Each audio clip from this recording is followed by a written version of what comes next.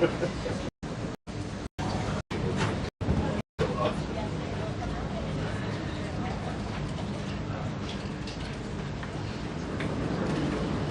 a hello. Good afternoon, everybody. We have a special guest with us today who will speak momentarily. But first, I would like to begin with a message from the White House to the families of the victims in the brutal murder case in Idaho, who were sharing their heart-wrenching stories about their loved ones before the court today and addressing the evil killer who took 4 precious souls.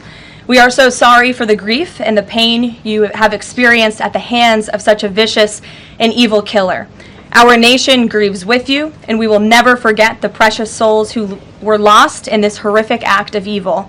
If it were up to the president, he would have forced this monster to publicly explain why he chose to steal these innocent souls. May God bless and watch over everyone affected by this unimaginable tragedy, especially the parents who lost their children. Let me begin with a few scheduling items off the top. Later this afternoon, President Trump will deliver the keynote address at the Winning the AI Race Summit here in Washington, D.C.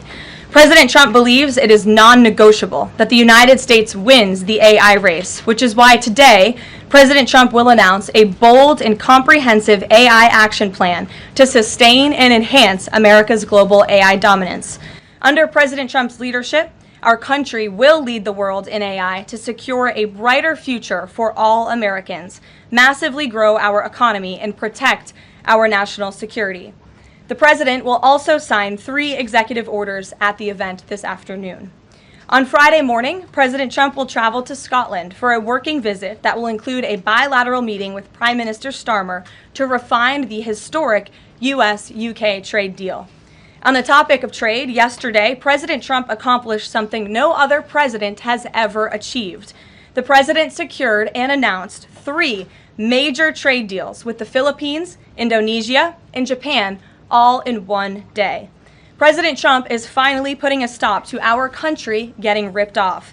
As a result of the president's successful negotiating tactics, many foreign markets are now being opened to American industries for the very first time, and harmful trade barriers are being broken down.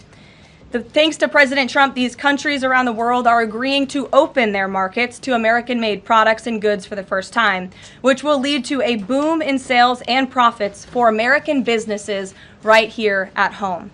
As President Trump said, he will only lower tariff rates if a country agrees to open their market to American-made products. If not, they will continue to face tariffs and pay a steep price to do business in the United States of America, which remains the best market on the face of the planet. Also this week, the president officially marked 6 months here at the White House.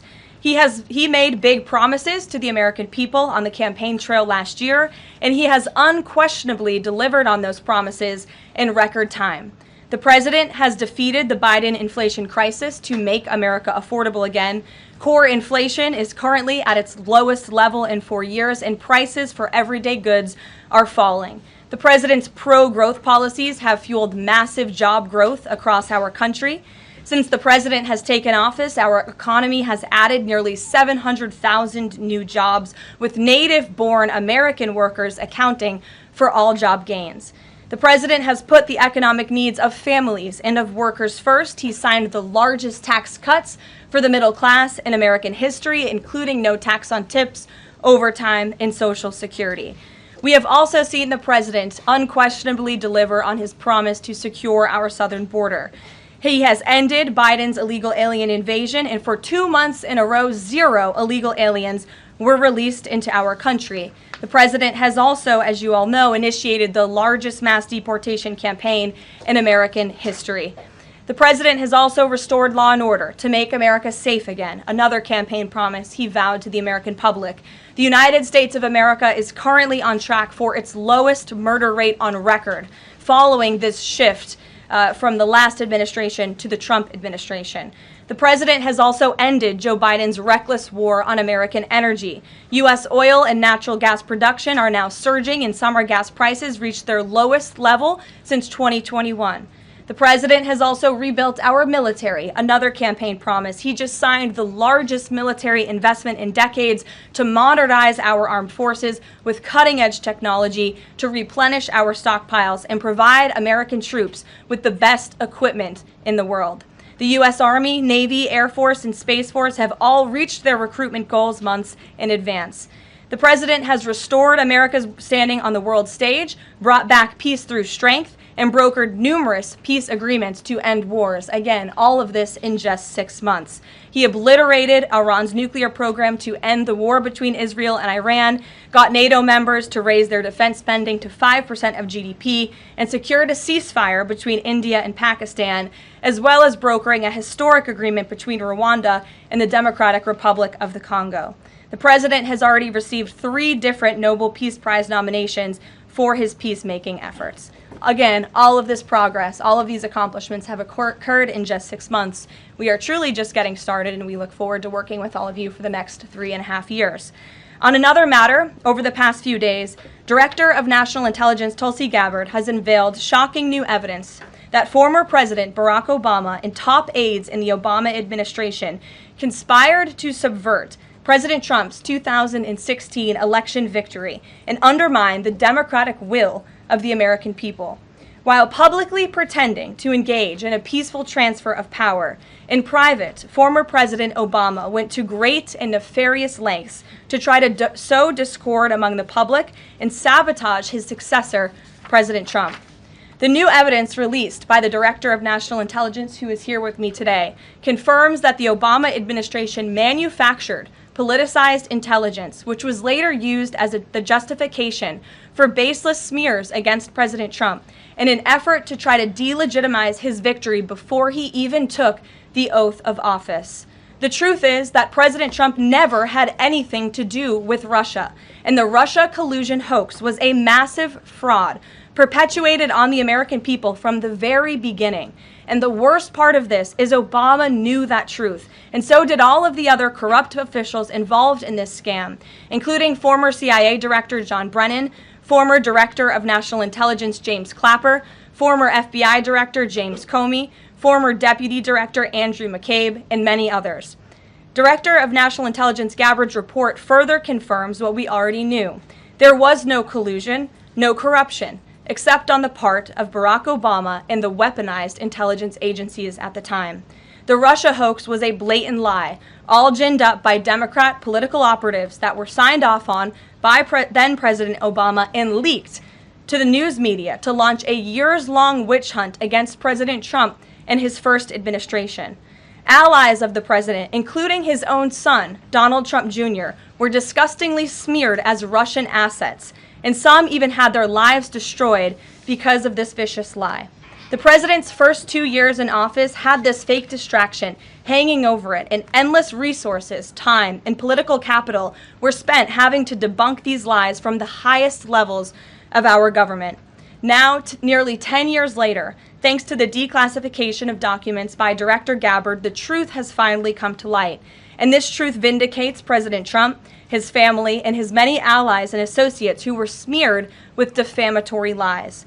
President Trump was right from the beginning about all of this, and we are grateful that justice can be served. Now, we have even more damning evidence implicating those who tried to sabotage a duly elected president and did grave material harm to our republic. Thanks to additional important work done by CIA Director Ratcliffe, Committee Chairman Rick Crawford over the past few months, a newly declassified 2020 report prepared by the House Permanent Select Committee on Intelligence, which DNI Director Gabbard has declassified, found that the intel community did not have any direct information that Russian President Vladimir Putin wanted to help elect President Trump in 2016, and in fact, Russia was actively preparing for a Hillary Clinton victory. But at the unusual direction of Barack Obama at the time, the intel community published implausible intelligence suggesting otherwise. Why? To sabotage the incoming president. This is truly one of the greatest political scandals in American history. And reporters at legacy outlets, some of which are sitting in this room today, like the New York Times and the Washington Post, were ridiculously awarded Pulitzer Prizes for their perpetuation of this hoax. It's well past time for those awards to be stripped from the journalists who received them. It is not journalism to propagate political disinformation in service of the Democrat Party and those in the intelligence community who hand over out of context and fake intelligence to push a false political narrative. I will now pass it over to the Director of National Intelligence, Tulsi Gabbard, to speak more about all of this, and then we will open it up for questions afterwards. Tulsi, thank you for being here. Thank you very much. Good afternoon. At President Trump's direction and with the support and coordination with the House Intelligence Committee Chairman Rick Crawford, today we've released a declassified Oversight Majority Staff report that was produced in September of 2020. The stunning revelations that we are releasing today should be of concern to every American. This is not about Democrats or Republicans. This has to do with the integrity of our democratic republic and American voters having faith that the votes cast will count. There is irrefutable evidence that detail how President Obama and his national security team directed the creation of an intelligence community assessment that they knew was false. They knew it would promote this contrived narrative that Russia interfered in the 2016 election to help President Trump win, selling it to the American people as though it were true. It wasn't. The report that we released today shows in great detail how they carried this out. They manufactured findings from shoddy sources.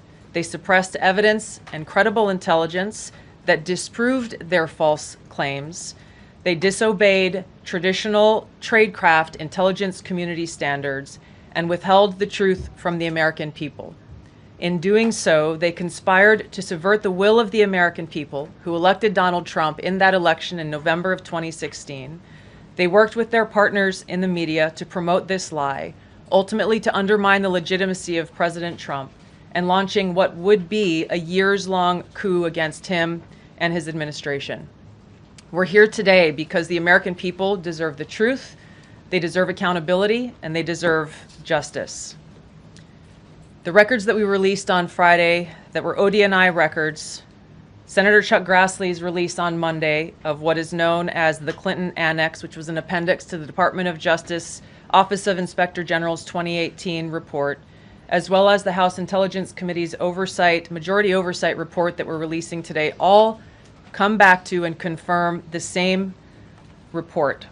There was a gross politicization and manipulation of intelligence by the Obama administration intended to delegitimize President Trump even before he was inaugurated, ultimately usurping the will of the American people. I'm going to go over the key findings from the House Intelligence report, which investigated the claims that were made by an intelligence community assessment ordered by President Obama and published in January of 2017. First, Putin's principal interests relating to the 2016 election were to undermine faith in the U.S. democratic process, not show any preference of a certain candidate. In fact, this report shows Putin held back from leaking compromising material on Hillary Clinton prior to the election, instead planning to release it after the election to weaken what Moscow viewed as an inevitable Clinton presidency. In the January 2017 intelligence community assessment that President Obama ordered, John Brennan, who was CIA director at the time, and the intelligence community intentionally suppressed intelligence that showed Putin was saving the most damaging material that he had in his possession about Hillary Clinton until after her potential and likely victory.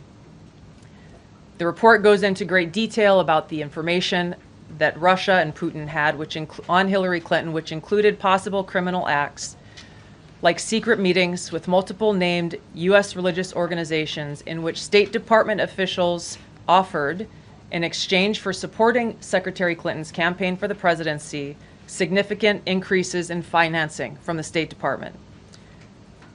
They also had documents that showed the patronage of the State Department to State Department employees who would go and support Hillary Clinton's presidential campaign.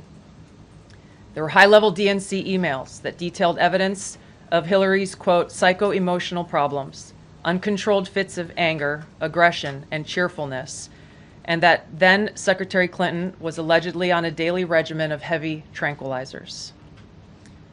Then CIA Director Brennan and the intelligence community mischaracterized intelligence and relied on dubious substandard sources to create a contrived false narrative that Putin developed a quote-unquote clear preference for Trump. Brennan and the IC misled lawmakers by referencing the debunked Steele dossier to assess quote-unquote Russia's plans and intentions, falsely suggesting that this dossier had intelligence value when he knew that it was discredited. The intelligence community excluded significant intelligence and ignored or selectively quoted reliable intelligence that contradicted the intelligence community assessment's key findings on Putin's alleged support for Trump. Including this intelligence reporting would have exposed the ICA's claim as implausible, if not ridiculous. The intelligence community assessment omitted reliably sourced information, such as how some Russian intelligence officials were quote-unquote planning for candidate Hillary Clinton's victory, while others assessed neither Trump nor Clinton would respect Russia's interests. As was reflected in the ODNI documents that we released on Friday, multiple intelligence community assessments released in the months leading up to the November 2016 election concluded that Russia had neither the intent nor capability to impact the outcome of the U.S. election. On December 5th of 2016, the FBI and ODNI gave the House Intelligence Committee its first post-election classified briefing, in which there was no mention of Putin aspiring to elect Trump by either agency. The Presidential Daily Brief, drafted on December 8th of 2016, stated that no Russian or criminal actors impacted vote counts. This document was pulled just hours before it was to be published due to quote-unquote new guidance. If it had been published, it would have been briefed to both President Obama and President-elect Donald Trump.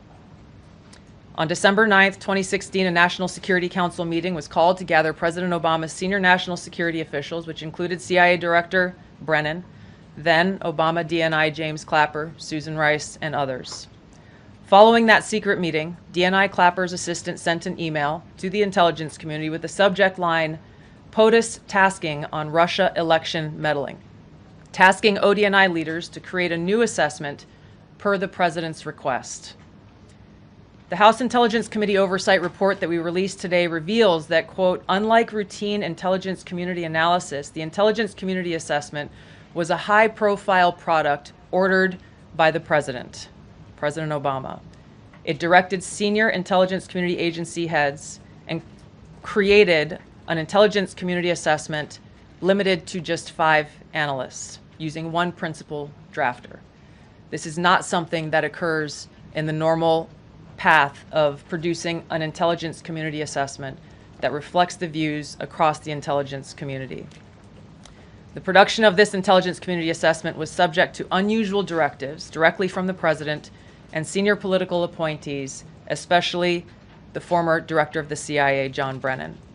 The House Intelligence Committee oversight report also shows how later that same day, on December 9th, Brennan ordered the publication of quote-unquote substandard reporting on Russian activities, which had previously been withheld from publication of prior assessments because the information was judged, quote, to have not met long-standing publication standards.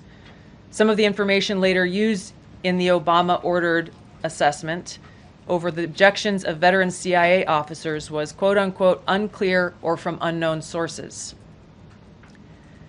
The Intelligence Committee's oversight report reveals that CIA Director Brennan overruled senior CIA officers who challenged the Obama-ordered intelligence assessment, stating, quote, we don't have direct information that Putin wanted to get Trump elected. Yet, the Obama-directed assessment was published on January 6, 2017, which explicitly stated, quote, we assess Putin and the Russian government aspired to help President-elect Trump's election chances when possible by discrediting Secretary Clinton and publicly contrasting her unfavorably to him, end of quote. The CIA and FBI, then led by John Brennan and James Comey, expressed high confidence in this judgment, while the NSA expressed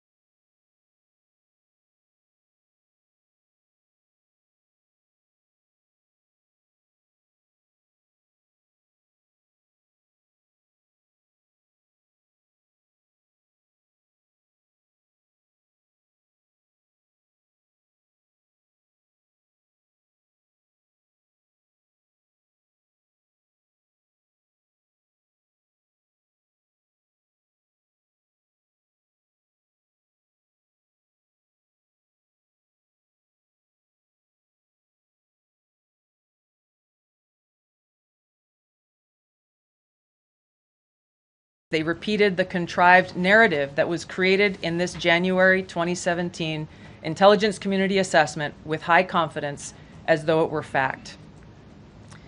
John Brennan, as CIA director, stated in a memo to his agency staff in December of 2016, saying, quote, "There is strong consensus among us on the scope, nature, and intent of Russian interference in our presidential election." This was reported by NBC News, confirming that Brennan, along with James Clapper and James Comey, agreed with the CIA's assessment that Russia intervened to help Trump win the presidency. As Obama's Director of National Intelligence, James Clapper was tasked with overseeing the creation of this assessment in January of 2017 by President Obama, and he expressed confidence in its findings. In a 2018 interview with the Harvard Gazette, he talked about how he provided Trump with the same classified assessment that President Obama received, which included the high confidence judgment that Putin directly ordered the hacking and election interference. Clapper then went on to add, "I think they, the Russians, actually influenced the outcome." This is a brief summary of the details that you'll find within the House Majority Staff's report in their investigation into the Obama-directed January 2017 intelligence community assessment that leads us to the very same conclusion that we announced in the release of our documents on Friday. The implications of this are far-reaching and have to do with the integrity of our democratic republic. It has to do with an outgoing president taking action to manufacture intelligence to undermine and usurp the will of the American people in that election and launch what would be a years-long coup against the incoming President of the United States, Donald Trump. Thank you. Well, thank you, Tulsi. And we do want to take questions on this topic while the director has time for this topic. She will leave. I'm happy to take questions on other matters after that. But if anyone has questions for Director Gabbard, you're welcome to ask them. We'll start with our new media seat as always. Emily, go ahead. Thank you. And Director Gabbard, this one is for you. Do you believe that any of this new information implicates former President Obama in criminal behavior? We have referred and will continue to refer all of these documents to the Department of Justice and the FBI to investigate the criminal implications of this. For even former President Obama? Correct. The evidence that we have found and that we have released directly point to President Obama leading the manufacturing of this intelligence assessment. There are multiple pieces of evidence and intelligence that confirm that fact. Ed, go ahead. Director Gabbard, thank you. So just in, two questions, but to begin on that. The President yesterday, you've inferred that the former President helped lead a coup. Based on what you now see, do you believe President Obama is guilty of treason? I'm leaving the criminal charges to the Department of Justice. I am not an attorney, but as I've said previously, when you look at the intent behind creating a fake manufactured intelligence document that directly contradicts multiple assessments that were created by the intelligence community, the expressed intent and what followed afterward can only be described as a years-long coup and a treasonous conspiracy against the American people, our republic, and an attempt to undermine President Trump's administration. The Senate Intelligence Committee spent several years looking into this and unanimously agreed in a bipartisan fashion, Secretary of State Rubio was a member of that committee, that there was no political interference.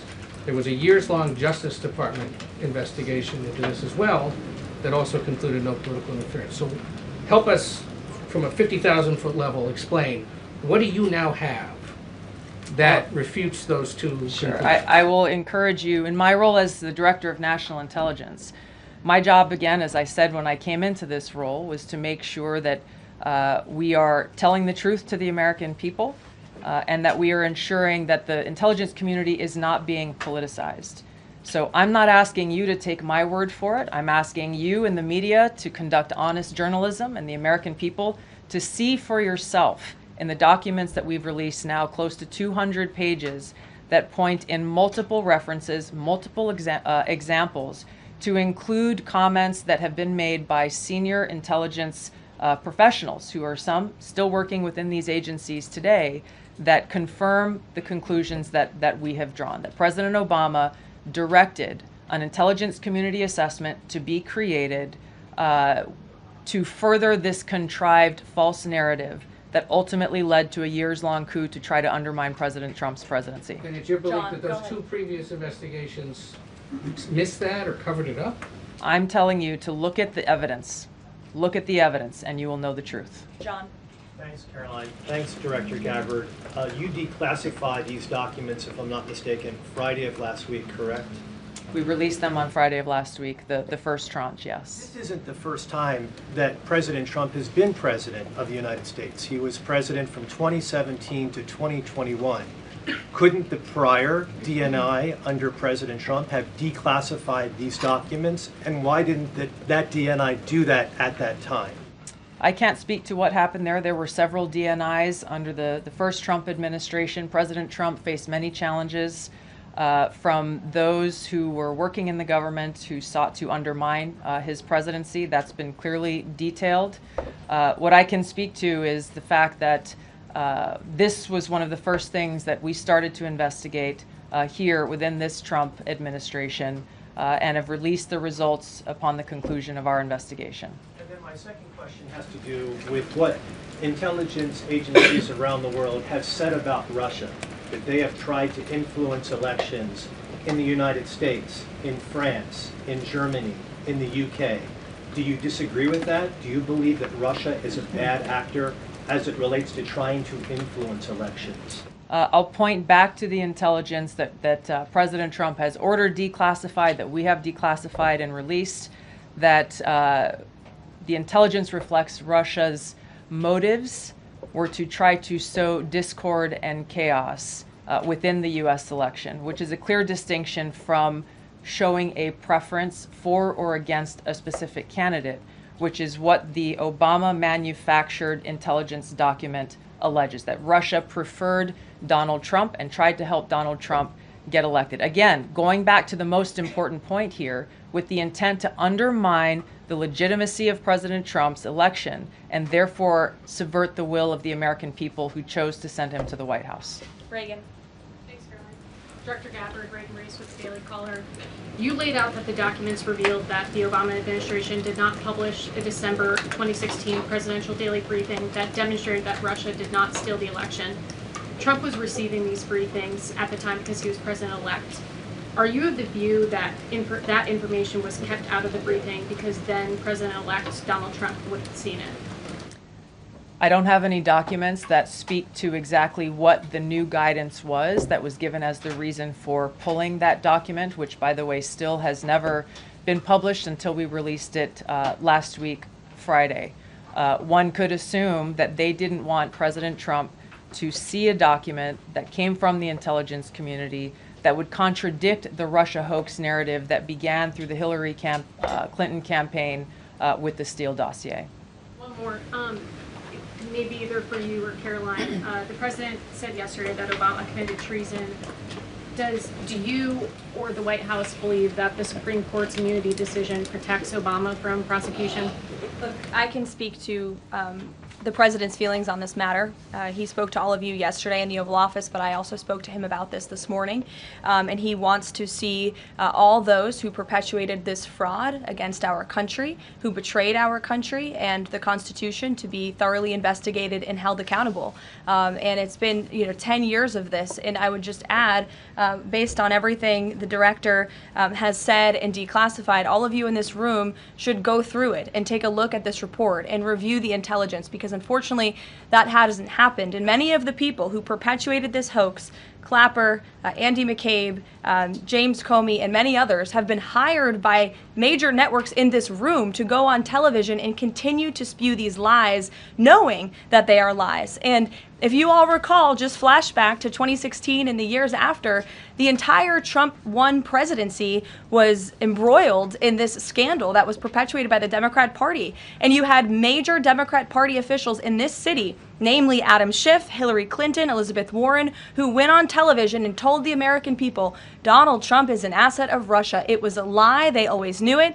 Hillary Clinton herself said that President Trump would be a puppet for Putin. Senator Tim Kaine at the time called President Trump Vladimir Putin's defense lawyer. Adam Schiff stated, and one of the worst things a lawmaker can do is to tell the American people, I know something you don't know, it's just classified and I can't tell you. And that's what he said. I can tell you that the case is more than that. I can't go into the particulars, but there is more than circumstantial evidence now. And not enough people in this room, not enough journalists in this country pushed Adam Schiff to say, what are you talking about? What evidence do you have? Everybody just ran with the lies, and it led to impeachments. It led to the division of our country. Unfortunately, so many Americans, from listening to outlets in this room, believed in these lies. And it's a complete scam, and it's a scandal, and the president wants to see accountability for that. Phil.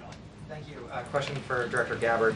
A spokesperson for former President Obama said in a statement earlier this week, quote, nothing in the documents issued last week undercuts the widely accepted conclusion that Russia worked to influence the 2016 election but did not successfully manipulate any votes. How do you respond to critics like former President Obama and also others on the Hill who say that the administration is conflating apples and oranges here, conflating allegations of actual hacking of voter machines and allegations of interference generally?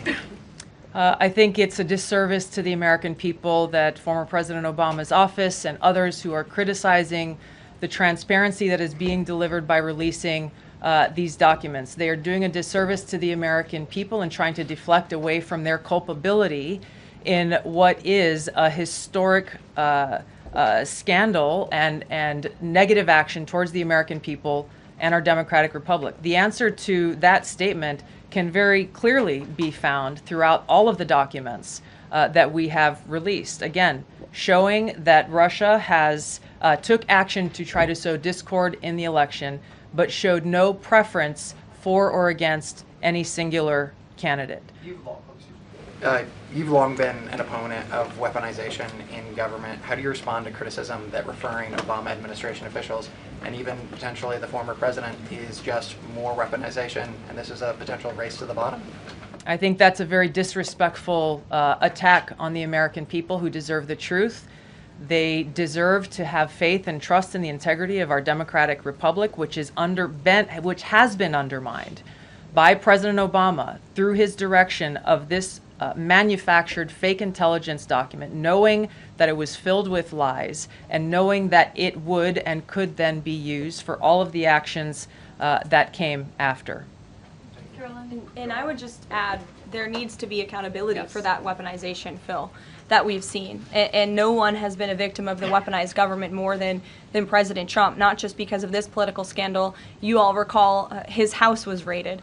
So I think, it's very disingenuous for people to say, how dare they speak of former President Obama about this based on evidence and based on intelligence when the former president of the United States, Donald Trump's home was raided, when he was forced to sit in a Manhattan courtroom and many other courtrooms across the country for crimes he never committed, when he was impeached and indicted, and the entire country witnessed that. That's the weaponization of justice. Now the president is back because the American people see the truth. Nearly 80 million Americans reelected him back to this office, and he believes that we need to have justice and accountability. And I think the nearly 80 million Americans who reelected him agree with that. Caitlin. Thank you, Caroline. Two questions for Director Gabbard just on this. Director Gabbard, you referenced the past intelligence reports and assessments on this, including that 2017 one that was signed off, as Ed noted, by every Republican on the Senate Intelligence Community, including the acting chair of the time, now Secretary of State Marco Rubio, who said in a statement that they did not find any evidence of Russian collusion, but they did find, however, is very troubling, and they found irrefutable evidence of Russian meddling. One, are you saying that he's wrong in that statement that he made then?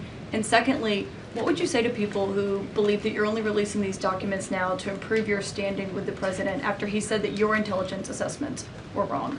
Well, first I want to correct something that you stated, which was citing the Senate Intelligence Committee's report as being one and the same. I think you said the intelligence community. The Senate Intelligence Committee has a very different function than the Office of the Director of National Intelligence. The evidence and the intelligence that has been declassified and released is irrefutable.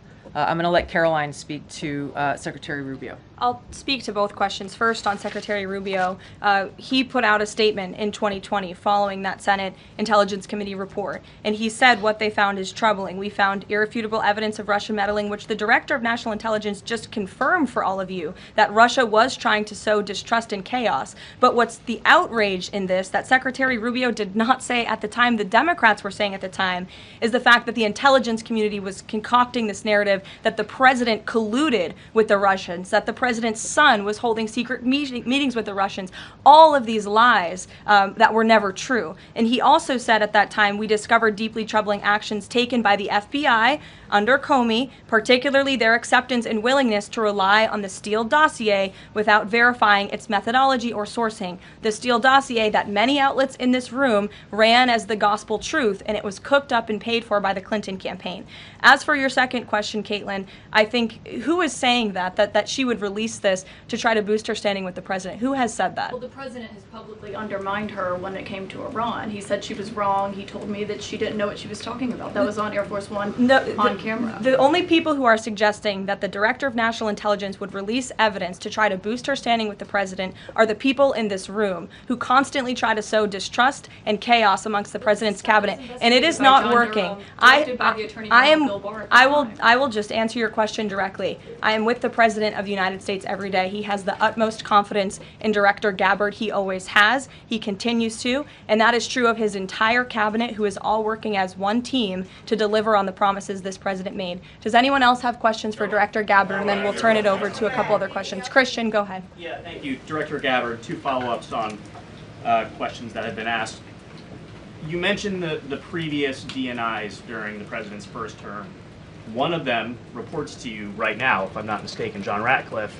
So have you not spoken to him about why this information was not declassified during the first term? He was in that position for a very short period of time. The work that began back then, we have picked up and absolutely completed. We are continuing to investigate this. Additional whistleblowers are now coming forward because they see an opportunity for the truth to come to light. And as Karoline said, for real accountability to be brought forward. The accountability is the essential part of this. We can show the truth, reveal the truth. The accountability needs to occur to be able to start to restore that trust in the integrity of our democracy. And then just quickly, I know you said you would leave the charging to DOJ, but the statute of limitations on conspiracy is 5 years. So what else could they possibly pursue besides treason? I think that's a great question for Attorney General Pam Bondi. We're providing all of the evidence, all of the intelligence that we have, both redacted and unredacted versions, referring it to the Department of Justice and the FBI. We'll take one more. Charlie, go ahead. How credible was the information about Hillary Clinton's health? The report said that it was from sourced from the DNC. Have you seen that information, or do you think that maybe Russia was overemphasizing what they had? All I have seen is what the Intelligence Committee have reported through their investigation. I think the underlying point there is that we understand from intelligence what Russia said that they had. And the important point here is that if they were trying to influence the election, as President Obama and James Clapper and John Brennan, everybody said they were doing in order to support Donald Trump's election, they would have released the most damning of that information, some of which I detailed here. You'll find the rest in the report, prior to the election to help Donald Trump win. They specifically withheld what they had on her, the most damning information, because they thought that she would win the election. They had plans to release it just prior to her inauguration to, again, sow discord and chaos in America. And if I may, on Jeffrey Epstein, can you rule out that he was connected in some way to any kind of intelligence, either foreign or domestic? I haven't seen any evidence or information that reflects that. If anything comes before me that changes that in any way, support the president's statement loud and clear. If any credible evidence comes forward, he wants the American people to see it. Great. Director Gabbard, we thank you for your time today. I know you're a busy woman, so we'll let you get out of here, but thank you so much. Okay. I know there's many issues going on today across the world and here at home. If you have any other further questions, I'm happy to take them. Ed, why don't you go ahead? Yeah, thank you, Caroline. So the Japan trade deal, is that Japan trade deal the start of this number of trade deals that the Treasury Secretary says we're going to see by August 1st? I think it is. I mean, as you said, we had Japan yesterday. We also had Indonesia, and we had the Philippines as well. The president announcing all three. He came in as the closer in all three of those. I've said many times from this podium that the president's trade team has been in active talks and discussions with many countries around the world, and you've all been anxiously awaiting what those countries were. Now you know three of them, and there's many, many more to go. We have now sent 25 letters to countries around the world. But just to reiterate this Japan deal, for those at home who may have missed it, Japan will now pay a 15% tariff versus the reciprocal rate of 24% that they initially had. Auto and auto parts tariffs have been reduced to 15%, but the centerpiece of this deal now is the president got Japan to commit to $550 billion in investments to revitalize American industries. And these funds will be spent at President Trump's discretion and direction into key industries such as energy, semiconductors, critical minerals, pharmaceuticals, and shipbuilding. And the U.S. will retain 90% of the profits from any investments made by this $550 billion fund. This was originally a $400 billion investment that President Trump then negotiated to an increase of $150 billion, making it a $550 billion deal for the American people. And I just want to emphasize, Ed, I see you have a follow-up, but it's very important. Japan has agreed to open their markets to many very key sectors and American-made products that have really faced very strict tariff and non-tariff barriers prior. So thanks to the president, Japan's markets will now be open to American-made products and goods. This is big news for our tech companies and our farmers as well. On Monday, the Treasury Secretary is going to Stockholm to talk to the Chinese delegation. What does the president hope to get out of that meeting? Are there deliverables?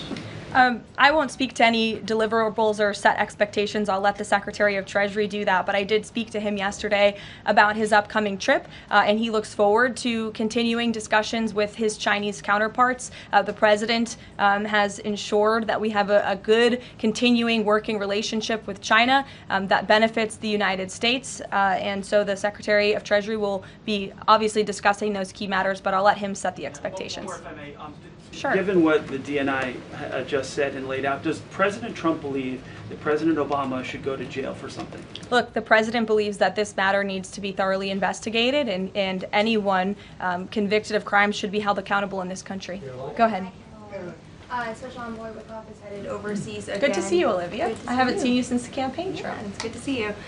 He's headed back overseas. Can you give us a sense of what the marching orders are to some of the people he'll be meeting with, and specifically as it relates to Gaza and ongoing talks there? Yes, Special Envoy Wickoff is headed to Europe, where he will meet with key leaders from the Middle East to discuss the ongoing ceasefire proposal to end this conflict in Gaza and to release the hostages.